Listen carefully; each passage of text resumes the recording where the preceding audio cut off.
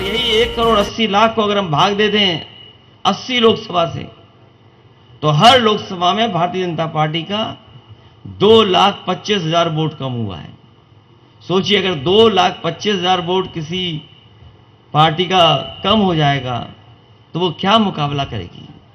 इसलिए बहुत घबराए हुए लोग हैं। इन्हें न केवल किसान बल्कि नौजवान भी पूरी तरीके से तैयार हैं इन्हें हटाने के लिए।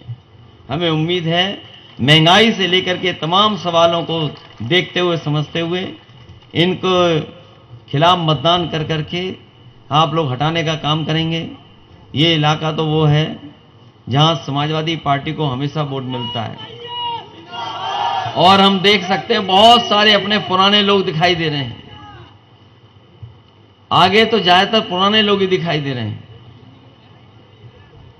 और जैसा कि जिला अध्यक्ष जी ने कहा कि 5 लाख से जीत हो सकती है।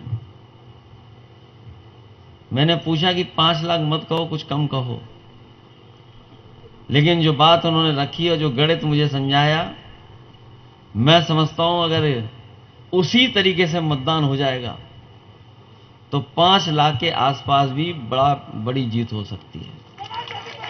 और जो प्रत्याशी हैं, चुनाव से पहले किसी पत्रकार ने पूछा कि कौन जीतेगा, तो वो अपने दल का नाम नहीं ले पाए, बोले समाजवादी पार्टी जीतेगी यहां। और जो लोग सांसद और मंत्री रह चुके होंगे वो जानते होंगे मंत्री में ज्यादा मामला है, ज्यादा चीनी मंत्री के पास होती है, सांसद के पास कुछ नहीं होता।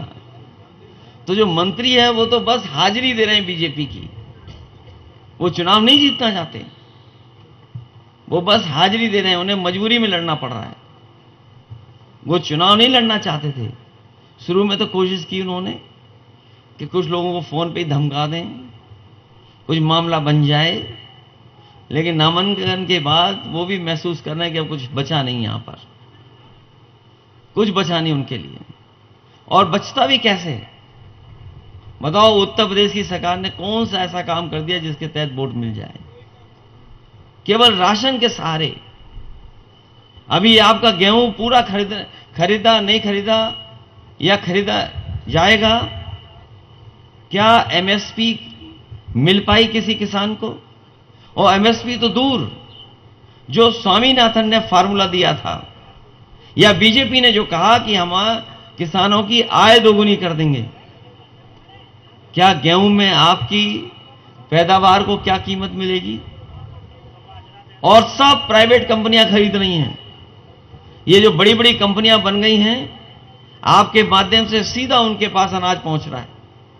और क्योंकि बाजार में जो पैकेज्ड आटा है उसका बाजार बढ़ गया है, तो गेहूं का जो मुनाफा आपको मिलना चाहिए था वो मुनाफा आपको नहीं मिल रहा है, वो बड़ी बड़ी कंपनियां उठा रही हैं। इसीलिए हमने अपने जो घोषणा पत्र है, जो विजन डॉक्यूमेंट, उसमें कहा है कि दिल्ली में सरकार बनेगी तो राशन के साथ साथ पौष्टिक आटा कैसे हम गरीब को पहुंचा पाएं उसका भी इंतजाम करेंगे।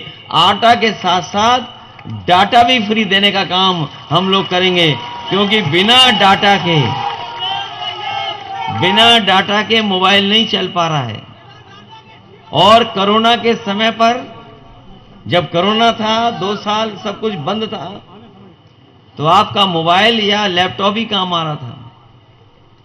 सरकार ने कहा कि स्कूल कॉलेज नहीं चलेंगे, पढ़ाई ऑनलाइन होगी। ये जो ऑनलाइन व्यवस्था थी, ये गरीब परिवारों में ऑनलाइन परीक्षा नहीं हो पाई, ना पढ़ाई हो पाई, क्योंकि उनके पास ना इंटरनेट था, ना मोबाइल था, ना कंप्यूटर था। उनका सालों साल बर्बाद हो गया। लेकिन जो संपन्न लोग थे, उनके घर परिवार में बच्चों ने पढ़ाई की ऑनलाइन, क्योंकि उनके पास लैपटॉप था या मोबाइल थी या इंटरनेट था। इसलिए आज बहुत सी चीजें ऑनलाइन हैं, बहुत सी सुविधा आपको मोबाइल के माध्यम से या बहुत सारी जानकारी आपको मिल जाती है, सरकारी जानकारी या जो सरकारी जितनी भी व्यवस्थाएं हैं सब धीरे धीरे कंप्यूटर पे जा रही हैं। इसलिए समाजवादी पार्टी ने, और मुझे खुशी इस बात की है कि समाजवादी पार्टी ने जो लैपटॉप बांटे थे वो आज भी चल रहे हैं, आज भी बंद नहीं हुए हैं। और जब भी चलाने के लिए आप लोग उसे खोलते होंगे, नौजवान जिसके घर परिवार में होगा, उसमें नेताजी और हम लोगों की ही तस्वीर दिखाई देती है। बीजेपी ने उसकी नकल कर ली। हम लोग बड़ा लैपटॉप दे रहे थे, इन्होंने छोटा सा दे दिया और मोबाइल ऐसा दिया है चलाते रहो, घिसते रहो कई बार उंगली। और फोटो के लिए हम लोगों की नकल की इन्होंने। इसलिए हम लोगों ने तय किया है, पौष्टिक आटा, जिस तरीके से संपन्न परिवार के लोग शहरों में पैकेज्ड आटा खा रहे हैं या वो ले सकते हैं, संपन्न है तो अफोर्ड कर सकते हैं, खरीद सकते हैं, तो हमारे गरीब परिवारों में भी पौष्टिक आटा पहुंचे और साथ ही साथ डेटा फ्री मिले, जिससे कि उनका मोबाइल या कंप्यूटर चल सके और पढ़ाई कर सके। अभी कुछ दिन पहले मुझे जानकारी मिली कि अमेरिका में भी कई शहर हैं जो लैपटॉप बांट रहे हैं और वो लैपटॉप उन परिवारों तक पहुंचा रहे हैं जो गरीब परिवार है, जो खरीद नहीं सकते। तो सोचिए, हम लोगों ने 7 साल पहले बांट दिए थे, आज अमेरिका भी बांट रहा है। और अभी प्रधानमंत्री जो बिल गेट्स से मिल रहे थे, उन्होंने भी कहा कि जिस तरीके से भारत आगे बढ़ रहा है, देश आगे बढ़ रहा है, जो खाई पैदा करेगी टेक्नोलॉजी के माध्यम से जो खाई पैदा